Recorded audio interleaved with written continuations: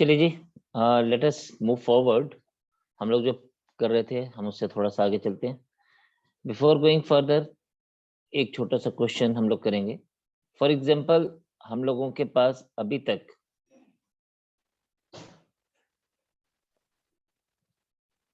just a second.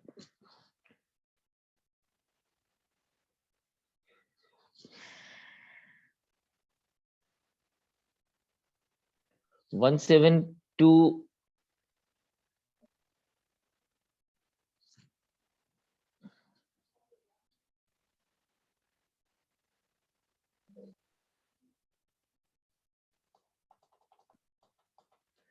for example, we are having 12 raised to power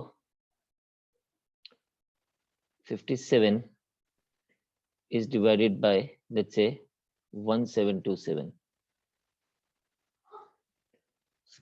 अभी क्या है, यहाँ पे 12 जो है ये बहुत छोटा नंबर है, लेकिन 1727 बहुत बड़ा नंबर है। तो हम इसको इसके साथ कैसे कनेक्ट करेंगे, विल सी दैट। देखिए, हम लोगों के पास ना स्क्वायर्स और क्यूब्स का बहुत बड़ा रोल होता है जब हम लोग इन तरह के क्वेश्चंस करते हैं। हम इसको ऐसे लिख सकते हैं, दिस इज 12, 15, 7 को हम 3 into 19 लिख सकते हैं, एंड दिस इज 1727।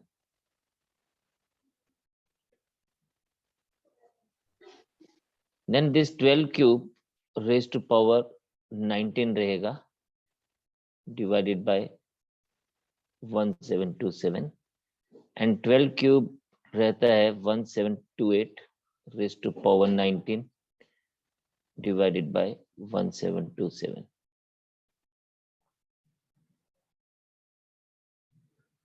तो एग्जैक्टली ये उसी फॉर्मेट में आ गया जिस फॉर्मेट में हमारा क्या था, हमने जो रिजल्ट्स पढ़े थे, जो हमने रिजल्ट्स यूज कर रहे थे, ये उसी फॉर्मेट में आ गया। अब यहाँ पे अंदर में n+1 की फॉर्म है और बाहर n है।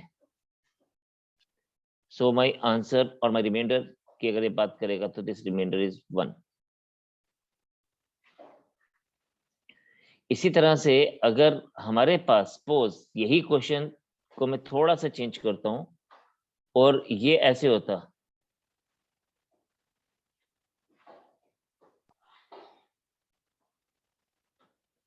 वन 729, तो भी हम लोग इसको ऐसे चीजें लेके चलते और मुझे एंड में सॉल्व करने पे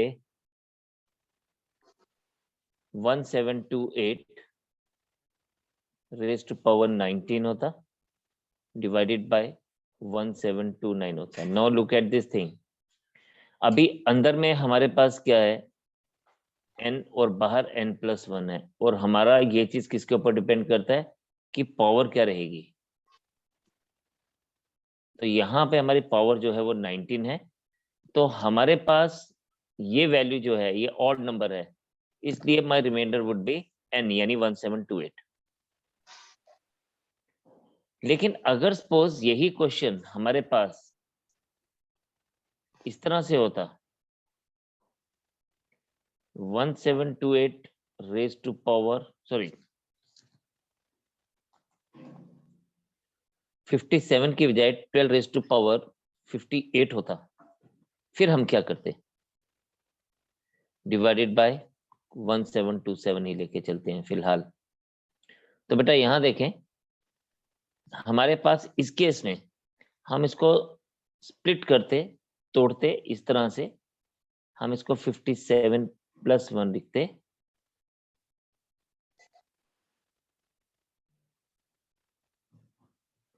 divided by 1727, and then this will be written as 12 raised to power 57 into 12 raised to power 1 divided by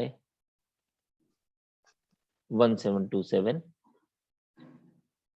and this is 1728 raised to power 19 into 12 divided by 1727.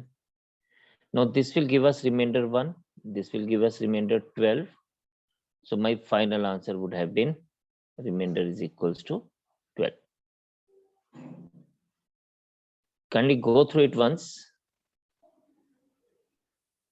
तो हमने पढ़ा था if n plus 1 raised to power m divided by n remainder is 1. तो हम लोगों ने इस question में चेक किया कि क्या ये इस फॉर्म में आ रहा है। 12 रेज़ टू पावर 57 था, 57 को हमने देखा। अब ये जो 1727 है ना, ये हमारे पास बहुत बड़ा डिवाइजर था, तो हमने देखा कि हम इसको इस डिवाइजर के आसपास कहीं लेके जा सकते हैं। तो हमने इसको देखा कि 57 could be written as 3 into 19 and this could be written as 12 cube, और ये इससे वजह से हमारे पास 1728 बन गया। जब ये 1728 बन गया तो हमारा ये वाला पार्ट n+1 था और ये पार्ट n था, यानी हम इस फॉर्म में आ गए, that is Y remainder is 1। अब हमने इसी क्वेश्चन को, मैंने कहा कि कभी इस तरह से भी हो सकता है, जरूरी नहीं है कि डिवाइजर 1727 हो। अगर मेरा डिवाइजर 1729 होता तो मैं क्या करता, तो हमने देखा कि वो इस फॉर्म में आ जाएगा, n और n+1 वाली फॉर्म में, मतलब अंदर n raise to power something होगा और बाहर डिवाइजर जो है वो बड़ा हो जाएगा, n+1 की फॉर्म में आ जाएगा। और हमने पढ़ा था कि if n raise to power m is divided by n+1 then remainder is n if m is odd, ये पढ़ा था हम लोगों ने, यानी पावर ऑड होगी, and remainder is 1 if m is even। अब पावर यहाँ पे ऑड थी, we see 19 is an odd number, तो यहाँ पे हमारा जो रिमाइंडर था it is 1728, that is why the number itself is the remainder, that is why we have taken it like this। फिर हमने कहा कि ओके, ये तो चलो 57 जो था ये एग्जैक्टली डिविजिबल हो गया, लेकिन अगर ये एग्जैक्टली डिविजिबल नहीं होता, जैसे ये 58 होता, तो हमने क्या किया, उस 58 को 57+1 लिखा, 57 वाले पार्ट को अलग कर दिया, 1 वाले पार्ट को अलग कर दिया, एंड 57 वाला part is again 1728 raise to power 19, जैसा कि हमने ऊपर देखा हर एक केस में। सो डेफिनेटली हमने ये तो सीख लिया कि अगर 1728 को 1727 डिवाइड कर रहा है, अब डिवाइजर n फॉर्म का है और ये n+1 फॉर्म का, तो ये रिमाइंडर 1 देगा, जैसा कि इस केस में दिया था। और 12 is a very small number, 12 is a very small number, so this will give us remainder 12। so my total remainder is 1 into 12, that is 12। तो इस तरह से हम लोग इसको आगे लेके चले। अभी कई बार क्या होता है, कई बार हमारे पास नंबर्स इस फॉर्म में भी नहीं होते, इससे भी अलग फॉर्म में होते हैं। फॉर एग्जांपल ये हमें बोलता है ये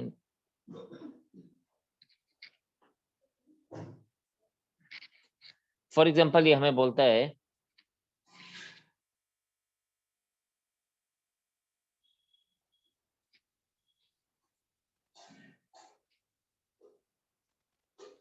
find the remainder if 3 raised to power 81 is divided by, let's say, 7। तो हम लोग इसको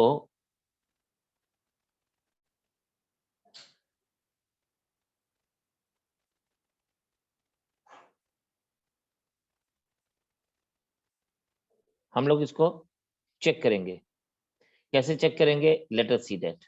अब देखें, हम ना इसकी पीरियोडिसिटी चेक करते हैं। क्या चेक करते हैं, पीरियोडिसिटी। ये थोड़ा अलग केस है, जो हमने ऊपर पढ़ा ये उससे अब बिल्कुल डिफरेंट है। वहां पे तो हमारे डायरेक्ट फार्मूलाज अप्लाई हो रहे थे, यहाँ पे हमारे पास ये अप्लाई नहीं होगा, यहाँ पे we have to go through a process. No look at the process की, वे प्रोसेस क्या है, हाउ टू आइडेंटिफाई दिस। वहां पे ऊपर जो हमारे पास क्वेश्चन था वो n और n+1 वाली फॉर्म में था। कभी n+1 अंदर होता था ब्रैकेट में और n बाहर होता था, कभी n अंदर होता था और n+1 बाहर होता था। तो ये उस फॉर्मेट के क्वेश्चन थे जो भी हमने ऊपर किए। लेकिन यहाँ पे इन दोनों का दूर दूर तक कोई लेना देना नहीं है, ठीक है। तो हम इसको अब क्या करेंगे, we will be doing the periodic, we will be checking the periodicity. If 3 divided by 7 remainder is 1, यानी हम लोग क्या देखेंगे, हम लोग सिर्फ देखेंगे कि हम लोग इसको कितना क्लोजली चेक कर सकते हैं। 3 स्क्वायर डिवाइडेड बाय 7 यानी 9, 9 को 7 डिवाइड करेगा तो remainder is 2. Sorry, this is not 3 1, this is 3, because जब भी एक छोटे नंबर को एक बड़ा नंबर डिवाइड करता है तो remainder is 3. Then 3 cube is divided by 7, तो remainder will be 27 divided by 7, remainder is 6. अब थोड़ी ध्यान देने वाली बात है, वैसे तो ये छोटा सा नंबर है, 3 रेज टू पावर 4 यानी डिवाइडेड बाय 7 करेंगे, we get remainder is equals to 3 raised to power 4 is 81. अब जैसे जैसे नंबर बड़ा होता जाएगा हमें चेक करना पड़ेगा. periodicity का मतलब we have to keep on checking its periodicity. तो इसको इजी करने के लिए हम लोग क्या कर सकते हैं, जैसे हम लोग किया था लास्ट टाइम एक क्वेश्चन में कि भाई 3 स्क्वायर का मतलब आप इसको मल्टीप्लाई कर दे, 3 into 3 9 डिवाइडेड बाय 7. 3 क्यूब का मतलब 3 2 is 6 divided by 7. 3 raise to power 4 का मतलब 3 raise to power 3 into 6 18 divided by 7, तो रिमाइंडर इज 4. सिमिलरली जब मैं 3 रेज टू पावर 5 की बात कर रहा हूं बेटा, तो आप डायरेक्टली क्या करिए, आप करिए 3 into 4 12, remainder is 5. And when 3 raised to power 6 is here divided by 7, तो remainder is 3 5s are 15, remainder is 1. हम लोगों ने चेक किया, दोबारा से मैं एक बार बताता हूं, हम लोगों ने चेक किया कि एक सेकेंड,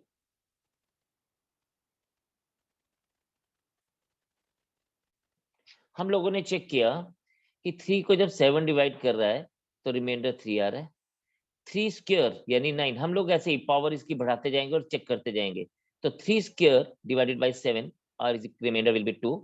क्यूब के केस में remainder will be 6. Raise to power 4 में remainder will be 4. 3 raise to power 5 होता है 243.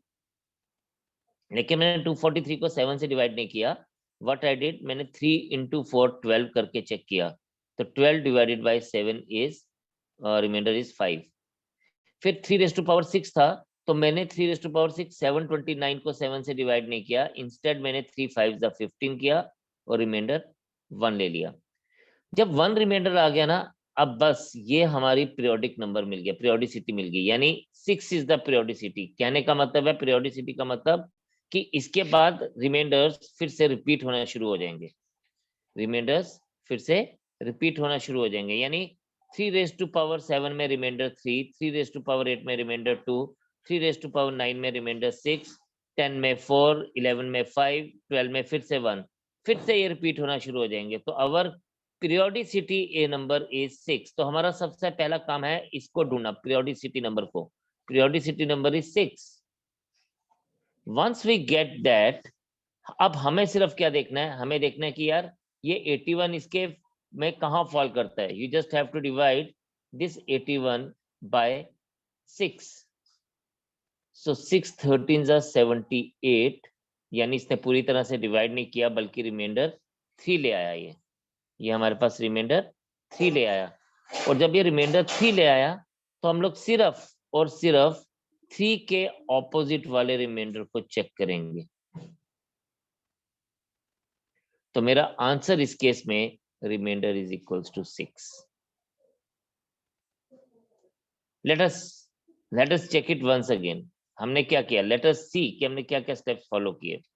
सबसे पहले हमने देखा इसकी पीरियोडिसिटी क्या है. पीरियोडिसिटी का मतलब है कि रिमाइंडर्स कब रिपीट होना शुरू होंगे. तो हमने देखा पहले 3 को 7 से डिवाइड करके, तो वी गॉट द रिमाइंडर 3. फिर 3 स्क्वायर, फिर 3 क्यूब, फिर 3 raise to power 4, 3 raise to power 5, 3 raise to power 6. ऐसे करने पे हमें जो रिमाइंडर मिला वो रिमाइंडर मिला कि भाई 6 एक ऐसा नंबर था जिसके बाद रिमाइंडर रिपीट होना शुरू हो जाएंगे. तो 6 is the periodicity. When 6 is the periodicity, तो 81 को हमने 6 से डिवाइड किया एंड वी चेक 81 मतलब द पावर जो भी हमसे पूछी जाएगी, तो रिमाइंडर इज 3. और उस रिमाइंडर 3 के सामने जो भी रिमाइंडर था वो हमारे पास आंसर होगा, दैट इज 6. तो मेन है हमारा पीरियोडिसिटी नंबर फाइंड आउट करना. एक और करते हैं. फॉर एग्जांपल मेरे पास एक क्वेश्चन है कुछ इस तरह से, ये बोलता है फाइंड द रिमाइंडर। अब इसी चीज को थोड़ा सा चेंज करेंगे, फाइंड द रिमाइंडर। अक्षय आ रहा हूं आपके पास। If 3 raised to power 81 is divided by 8 this time. Now we will be following the same procedure. First of all, we will divide 3 divided by 8. Remainder is 3. 3 square 9 divided by 8. Remainder is 2. और reminder is 1, sorry. अब देखिए यहाँ पे क्या हो गया, हमारे लिए चीजें कितनी आसान होगी। यहाँ पे हमारे पास periodicity number is 2 only, because जहां पे 1 आ गया वो हमारे पास पीरियोडिसिटी नंबर हो गया। पीरियोडिसिटी इज 2, और आपको सिर्फ क्या करना है, 81 को 2 से डिवाइड करना है, यानी इसके पीरियोडिसिटी नंबर से। तो आ जाएगा 40, remainder is 80, remainder is 1। Now you have to check कि what is the remainder. Remainder is 1, that means this. So in this case my answer is the remainder opposite to power 1 of 3. So it is, answer is 3. So things are very very simple. Now हम लोगों को सिर्फ क्या करना है, हम लोगों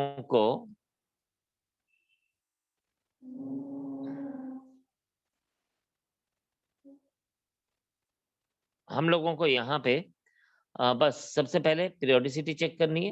periodicity check करने के बाद हमने जो भी पीरियोडिसिटी आएगा, पावर को उस पीरियोडिसिटी नंबर से डिवाइड करना है, जैसे हमने यहाँ किया और जैसे हमने यहाँ किया। Once we divide, we have to check the remainder, and once we check the remainder, we just have to match it with this periodicity table, और जिसके सामने ये आएगा वो हमारा आंसर होगा। Right, kindly check it. कहीं कोई प्रॉब्लम आती है तो पूछिए प्लीज।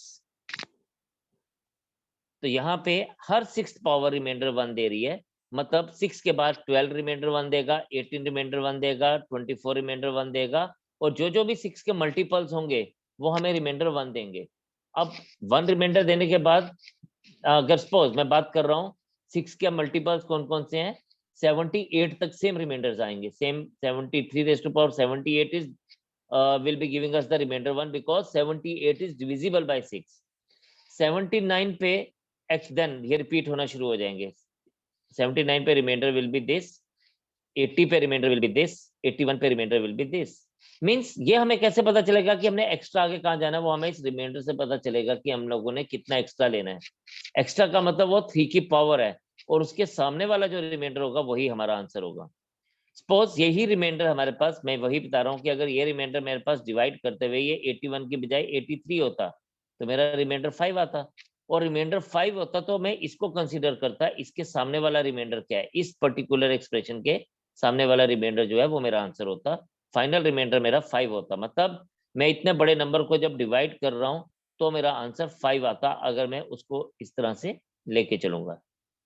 ठीक है, एक क्वेश्चन और करते हैं, चीजें और क्लियर हो जाएंगी। चलिए हम लोग करते हैं, what is the remainder if 5 raised to power 73 is divided by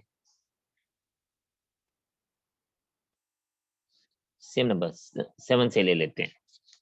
now आप देखें यहाँ पे वही सबसे पहले हमने पीरियोडिसिटी चेक करनी है। 5 divided by 7, remainder is 1, sorry remainder is 5 because 5 is smaller than 7. 5 square 25 divided by 7, remainder is 4.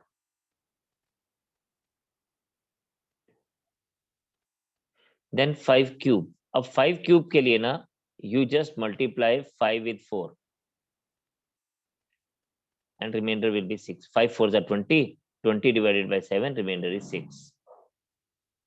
5 raised to power 4 divided by 7, remainder is, तो 5 6 the 30 कर लीजिए, 30 divided by 7, remainder is 2. And then 5 raised to power 5 means आप 5 को 2 से multiply करें 10, remainder is 3, and then 5 raised to power 6 divided by 7, remainder is, अब 5 raised to power 6 के लिए 5 3s are 15 कर दीजिए, remainder is 1. Now you have got the remainder 1. इसका मतलब periodicity number is again 6 in this case. Now the next thing is, आप क्या करते हैं, आप पावर यानी 73 को इस periodicity number से डिवाइड करेंगे, यानी 6 से, तो 12 6 is 72, remainder is 1. Now once we got this remainder 1, हमें periodicity table चेक करना है, यानी 5 raised to power 1 चेक करना है. 5 raised to power 1 के सामने remainder is 5. So my final remainder जो पूरे क्वेश्चन के लिए पूछा जा रहा था, that is 5. This is the answer for us.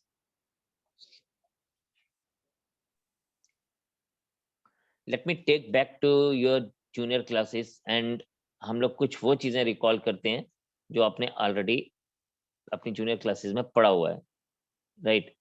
तो इसमें हमारे पास है most important is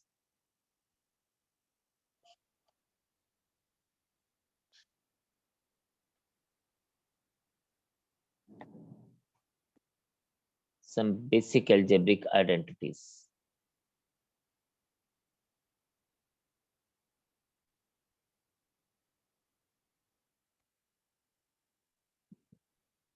And these identities will take you to your flashback, like to your school life. So number 1 in that is a plus b whole square. You all know that what it is, a square plus b square plus 2ab. Number 2 is a minus b whole square, a square plus b square minus 2ab. Adding 1 and 2, कुछ चीजें हम लोग अब यहां से लिखेंगे. Adding 1 and 2 will give you a plus b whole square plus a minus b whole square. जब हम इन दोनों को ऐड करेंगे ना, तो ये पॉजिटिव है प्लस 2ab और ये नेगेटिव है, तो आपस में कैंसिल आउट हो जाएंगे. एंड हमारे पास सिर्फ बचेगा क्या, 2 times a square and 2 times b square. So it is a square plus b square. Fourth, अगर मैं इन दोनों को सब्ट्रैक्ट करता हूं, subtracting second from first,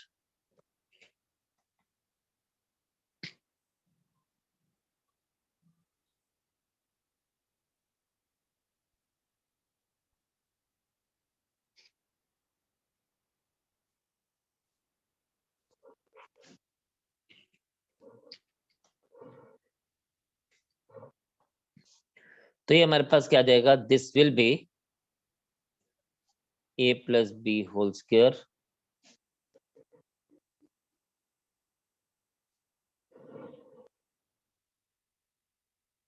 a minus b whole square is equals to, अब यहाँ पे जब हम करेंगे तो a plus b whole square, तो आप क्या करेंगे, आप जब सब्ट्रैक्शन होगा तो ये a square इसके सब्ट्रैक्ट हो जाएगा, b square सब्ट्रैक्ट हो जाएगा, तो ये 4ab हो जाएगा. ठीक है, जब हम इसको सब्ट्रैक्ट करेंगे तो क्या बनेगा, ये इस तरह से बनेगा, a square plus b square plus 2ab minus a square minus b square plus 2ab हो जाएगा. और हमारे पास ये a square cancel, ये b square cancel, so we are having 2ab plus 2ab, that will make it 4ab. now एक और important है, अगर हम लोग यहाँ पे देखें a square plus b square, अगर मैं इस 2ab को इस केस में यहां ले आऊं, if I shift this 2ab here, तो मेरे पास क्या एक्सप्रेशन बनेगी, मेरे पास एक्सप्रेशन बनेगी a square plus b square is equals to a plus b whole square minus 2ab. And यहां पे अगर हम बात करेंगे तो आ जाएगा a square plus b square is a plus b whole square plus 2ab। ठीक है, तो अगर मैं यही चीज यहां से चेक करूं, -2ab को अगर मैं इधर ले जाऊं तो ये मेरे पास क्या बनेगा, ये -2ab उधर जाएगा तो +ab हो जाएगा, and we will be having a minus b whole square plus 2ab। दिस is a minus b whole square plus 2ab। Plus वाले केस में बाहर माइनस आएगा और माइनस वाले केस में अंदर जो है, बाहर जो है वो प्लस आएगा। ठीक है जी, तो ये इसमें इंपॉर्टेंट आइडेंटिटीज हैं। कुछ और आइडेंटिटीज हैं, वो भी साथ साथ देख लेते हैं।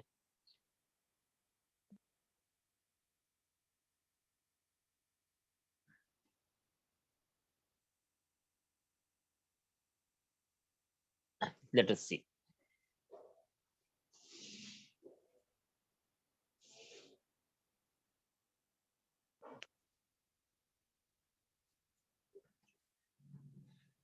Now we have done 6 identities. Seventh one is a plus b whole cube.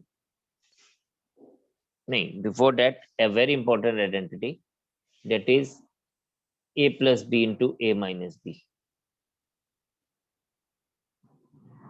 ये हम बहुत जगह यूज करते हैं और आपको पक्का ही आती होगी। 8 a plus b whole cube, this is a cube।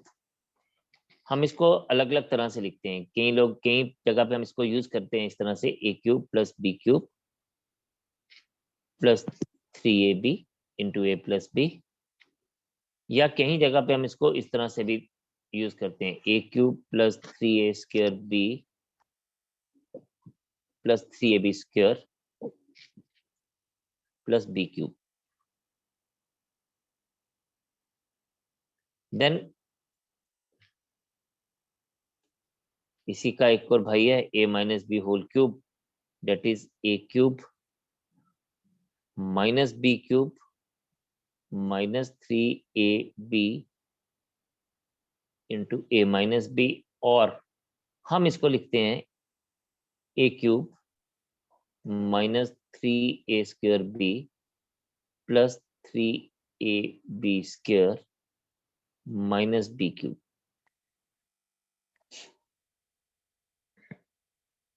Then 10th we are having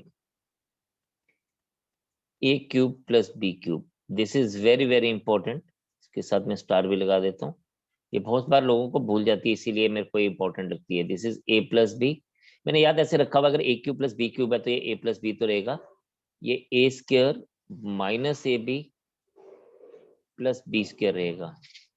और इसके साथ साथ अगर मैं a cube minus b cube लिखूं तो ये भी एज इट इज ही बिहेव करेगा, ये a माइनस बी रहेगा, लेकिन अभी अंदर सारी चीजें प्लस में हो जाएंगी, a square plus a b plus B square.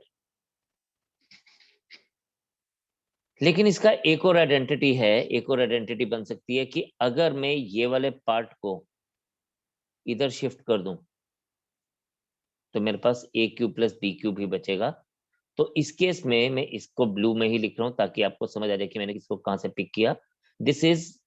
This could be written as a plus b whole cube minus 3ab into a plus b. And in the same way अगर मैं इस वाले को चेंज कर दूं और इसको ऑपोजिट साइड पे ले जाऊं, जैसे कि मैंने ऊपर लेके गया, तो ये मेरे पास a cube minus b cube का आइडेंटिटी दे देगा। यानी ये इस केस में हमें क्या देगा, a minus b whole cube plus 3ab into a minus b, क्योंकि ये लेफ्ट हैंड साइड पे जब ट्रांसपोज होगा तो ये प्लस में आ जाएगा। ठीक है, then we are having a plus B plus c whole square. This is a square plus b square plus c square plus 2 times ab plus bc plus ca। This is very simple, but the next one is again very very important, क्योंकि ये भी again बहुत सारे लोगों को याद नहीं रहता, इसलिए ये इंपॉर्टेंट है। तो ये हमारे पास कुछ ऐसे है, ये बड़े ध्यान से आप लोगों ने देखना है। This is A cube plus B cube plus C cube minus 3abc is equals to a plus B plus C into a square plus B square plus C square minus A B minus B C minus C ए।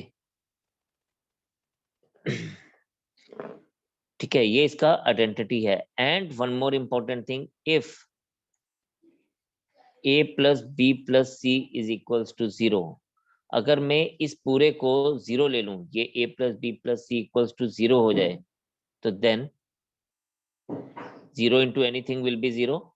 तो मेरे पास क्या आएगा, then हम लिखेंगे a cube plus B cube plus C cube is equal minus 3abc minus 3abc is equals to 0, and from here it is a cube plus b cube plus c cube is equals to 3abc. So this is the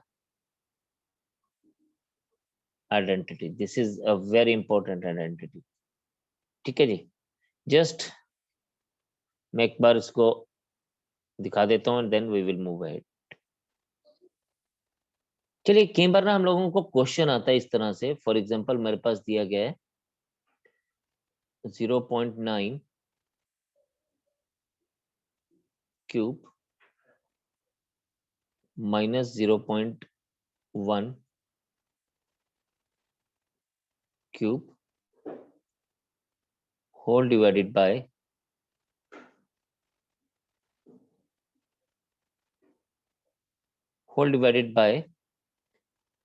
0.81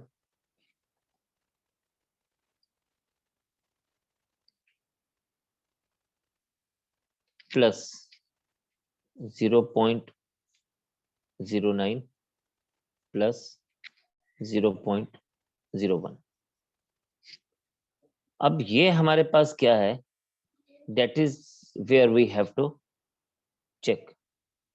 ठीक है जी, अब ये basically क्या है, ये आपको identify करना है। तो कई बार क्वेश्चन, कई बार बच्चे इसमें क्या करते हैं, they started calculating this as it is, that is a wrong way of doing it.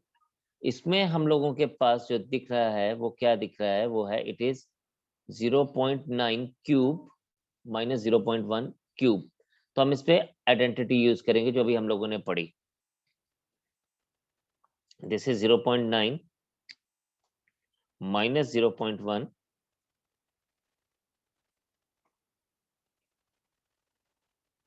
Into 0.9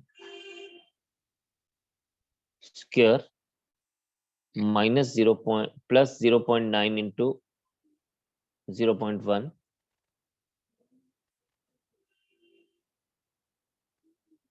plus 0.1 square.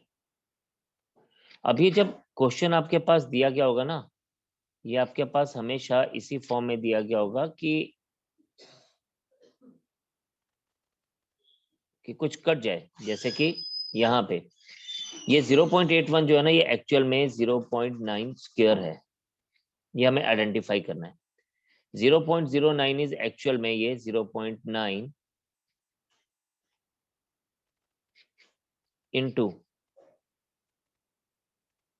0.1 है, और ये जो 0.101 है ये एक्चुअल में 0.1 स्क्वायर है। जब ये आइडेंटिफाई हो गया तो हमारी ये पूरी की पूरी एक्सप्रेशन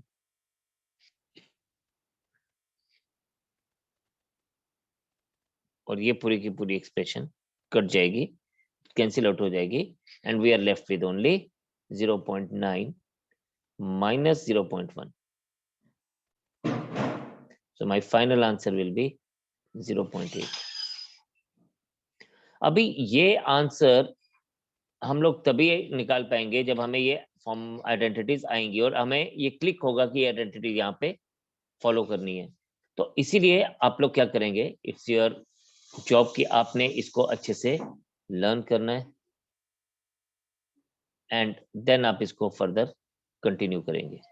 ठीक है जी। तो आज जो भी हम लोगों ने पढ़ा, काइंडली वहां तक आप क्वेश्चंस करिएगा। You are having a test tomorrow and you are have to watch a lecture which I will send you in the group. So just go through all these things. This is your homework for next 2 days. So all the very best. Keep practicing hard. Give your best. And I hope that you will give me the best shot in your test. Bye-bye for now. God bless you all. Take care of yourself. And I'll be connecting with you on the groups. So bye for now. Thank you so much. Jai Hind. Thanks, sir. Thank you, sir. Jai Hind. Jai Hind, sir. Jai Hind.